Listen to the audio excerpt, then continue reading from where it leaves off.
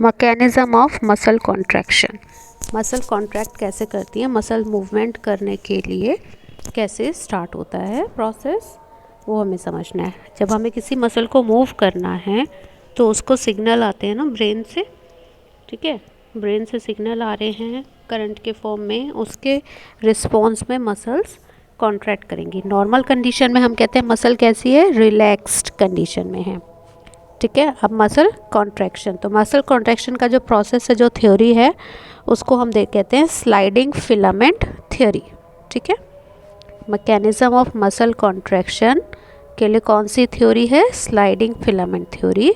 And what is sliding filament theory, क्या कहती है, it states that contraction of muscle fibre take place by sliding of thin filament over thick filament, ठीक है। Thin filament और thick filament slide कर रहे हैं। अब इस प्रोसेस को हम डिटेल में समझेंगे, क्या होता है, कैसे कैसे होता है, ओके। मसल कॉन्ट्रैक्शन के लिए सिग्नल कहाँ से आया, सेंट्रल नर्वस सिस्टम से, ओके। सेंट्रल नर्वस सिस्टम ने सिग्नल किससे भेजा, वाया मोटर न्यूरॉन।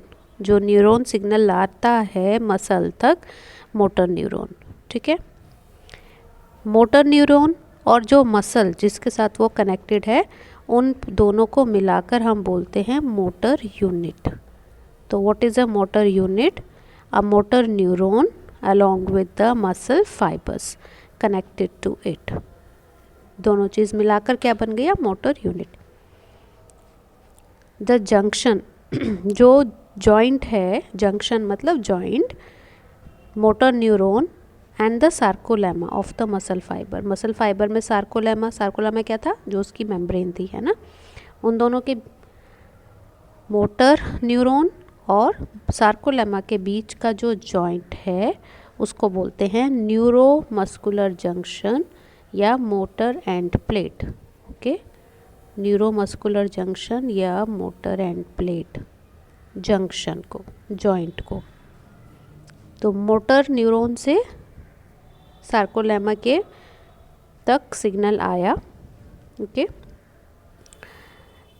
अब वहाँ पर आकर वो एक जो भी सिग्नल है, इंफॉर्मेशन है, वो न्यूरोट्रांसमीटर के फॉर्म में देगा, ठीक है।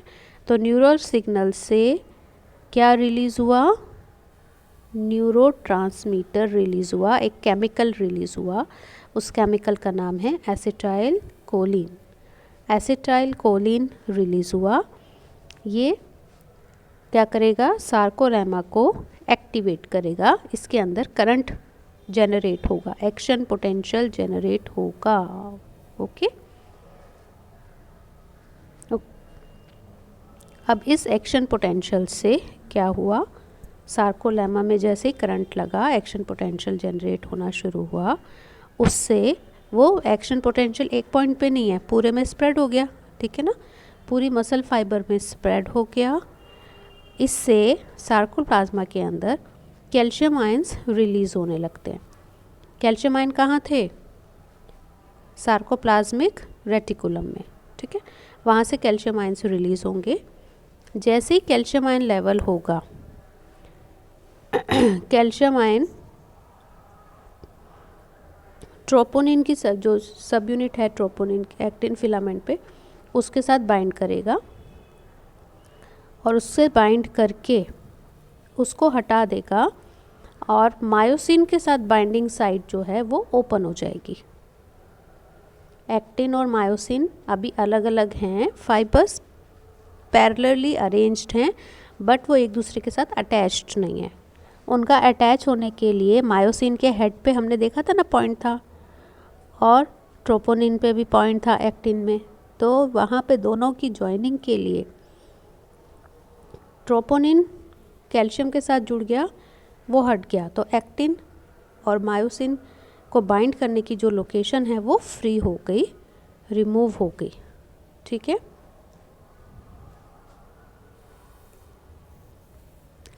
तो अब मायोसिन का जो हेड है वो एक्टिव साइट की लोकेशंस जो अब एक्सपोज हो गई हैं, फ्री हो गई हैं, उनके साथ बाइंड कर जाएगा, और इस जॉइनिंग से हम कहते हैं एक ब्रिज फॉर्म हो गया, क्रॉस ब्रिज बन गया। इस प्रोसेस के लिए एनर्जी यूज़ होती है, तो एटीपी यूज़ होगा। एटीपी की हाइड्रोलिसिस हुई, एटीपी यूटिलाइज हुआ, क्रॉस ब्रिज फॉर्म हो गया। ठीक है, इससे एक्टिन फिलामेंट्स को पुल मिल रहा है, खिंचाव हो रहा है ए बैंड की तरफ। ठीक है, तो आपस में कॉन्ट्रैक्शन हो गया, इनवर्ड्स मूवमेंट हो रही है, जिससे जो एक सार्कोमेयर था वो, जो उसकी हमने नॉर्मल लेंथ देखी थी, Z line to Z line होता है ना, अब उसके बीच में जो एच जोन में खाली जगह थी वहाँ पे वो श्रिंक हो रहा है। ठीक है, एक्टिन फिलामेंट बाहर से अंदर की तरफ मूव कर रहा है, कॉन्ट्रैक्शन होना स्टार्ट हो गया। और इस कॉन्ट्रैक्शन से हमें क्या दिखाई दे रहा है, मसल शॉर्ट हो गई लेंथ। ठीक है, तो कॉन्ट्रैक्शन में क्या हुआ, जो आई बैंड था वो छोटा हो गया, ए बैंड जितने लेंथ का था उतने ही लेंथ का रहेगा। इसके बाद एक बार कॉन्ट्रैक्शन हो गया तो वैसे फिक्स नहीं हो गया, वापस से रिलैक्स भी होना है। अब क्या होगा, मायोसिन में वो जो एटीपी था यूज़ हो गया था, एटीपी यूज़ होने के बाद वो एटीपी से एडीपी और जो फॉस्फेट इनऑर्गेनिक बना उसको रिलैक्स कर दिया, रिलीज़ कर दिया, तो वापस से मसल अपनी रिलैक्स्ड कंडीशन में आएगी और इसमें क्या हो गया, क्रॉस ब्रिज टूट जाएगा। ठीक है,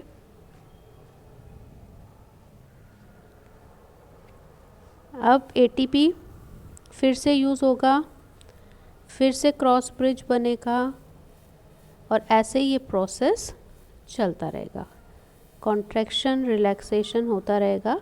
तो हमें दिखता है एक्टिन फिलामेंट अंदर की तरफ स्लाइड हुआ, देन रिलीज़ हो गया, देन स्लाइड हुआ, देन रिलीज़ हो गया।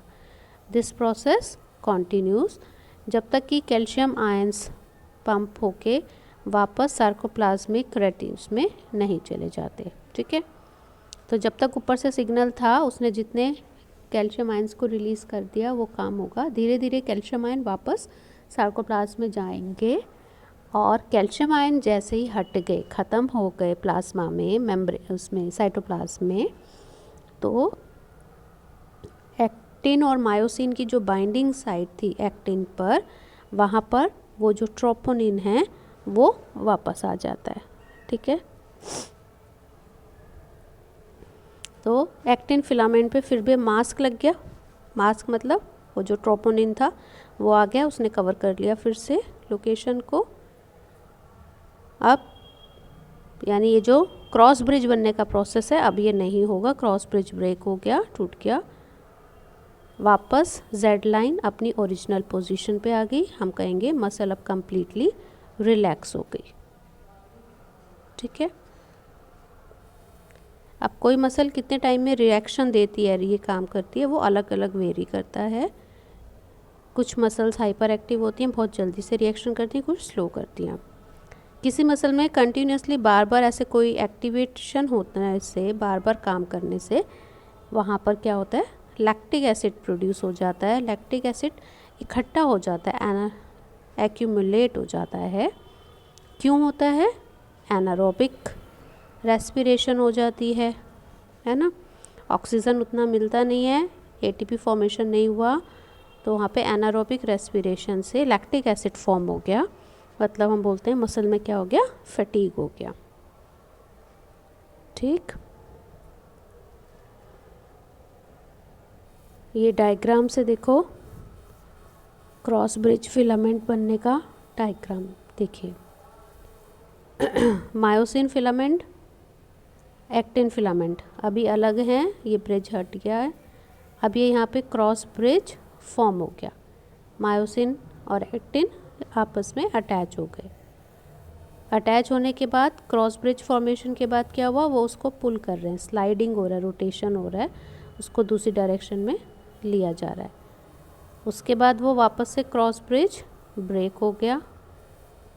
ठीक है, तो ये प्रोसेस ऐसे ही चलता रहता है। और ये क्रॉस ब्रिज बनने के लिए जो लोकेशन थी, ये डायग्राम याद है ना, ये देखो, ये एक्टिन बाइंडिंग साइट थी मायोसिन पे, और मायोसिन अपने हेड को एक्टिन के साथ कहाँ पे अटैच करता है, उसकी बाइंडिंग साइट होती है ये ट्रोपोनिन के नीचे। तो ये ट्रोपोनिन अभी एक मास्क की तरह बाइंडिंग साइट को कवर करे हुए है। जब कैल्शियम आयन आएगा, कैल्शियम आयन इस ट्रोपोनिन के साथ बाइंड कर इसको हटा देगा। तो जैसे ही हटेगा, इसको इनको हटाएगा। कौन हटाएगा? Calcium ion. तो यहाँ की जो साइट्स हैं ये फ्री हो जाएगी, और ये यहाँ पर मायोसिन के हेड के साथ अटैच होकर क्रॉस ब्रिज बना देते हैं। ठीक है, तो ये हो गया, इस तरीके से मूवमेंट होगी, रिलैक्सेशन एंड चलता रहता है। अब मसल्स के अंदर एक स्पेशल पिगमेंट होता है जिसे बोलते हैं मायोग्लोबिन। क्या है? मायोग्लोबिन। ये रेड कलर का ऑक्सीजन स्टोर करने का पिगमेंट है। मसल्स के अंदर जितना ज़्यादा होगा उतना रेडिश कलर होगा। ठीक है, तो जो रेडिश कलर की हमें बिल्कुल मसल्स दिख रही हैं उनको हम रेड फाइबर्स बोलते हैं, जिनमें मायोग्लोबिन बहुत ज़्यादा होता है, और जिनमें कम होता है वो वाइट कलर की दिखती हैं। ठीक है, तो रेड मीट, रेड मसल मतलब मायोग्लोबिन ज़्यादा है। इन मसल्स के अंदर और क्या है? बहुत सारा माइटोकॉन्ड्रिया भी होते हैं, ऑक्सीजन स्टोर कर रहे हैं। ठीक है, अच्छे से ऑक्सीजन यूटिलाइज कर सकते हैं, एटीपी प्रोड्यूस कर सकते हैं। तो इनमें माइटोकॉन्ड्रिया खूब सारा है। ओके, एटीपी अच्छे से बन रहा है, इसलिए इन मसल्स को क्या कहते हैं बेटा? रेड तो कह ही रहे थे, अब क्योंकि ये एटीपी ऑक्सीजन वाला काम कर रहे हैं तो इसको हम एरोबिक मसल कहते हैं। ठीक है, एरोबिक मसल्स। दूसरी मसल्स जिनके अंदर मायोग्लोबिन कम होता है वो वाइट कलर की होती हैं। ठीक है, और वहाँ पर वाइट फाइबर्स हम उनको कहेंगे।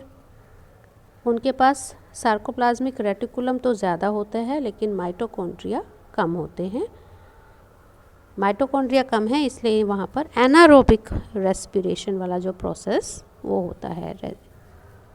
ठीक है, तो दो टाइप की मसल्स हो गई, रेड मसल और वाइट मसल।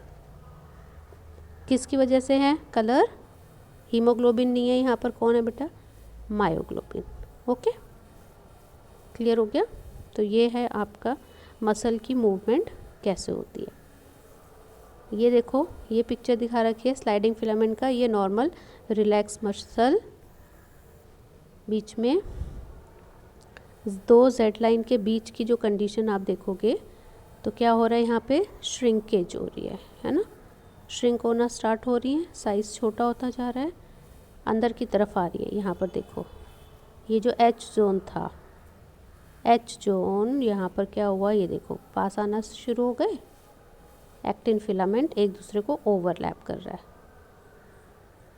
ठीक है, तो ये जब मैक्सिमम कॉन्ट्रैक्शन दिखा दिया, ये sliding filament theory according relax condition, contraction हुई, मैक्सिमम कॉन्ट्रैक्शन जितना हो सकता है मैक्सिमम। ठीक है, चलिए।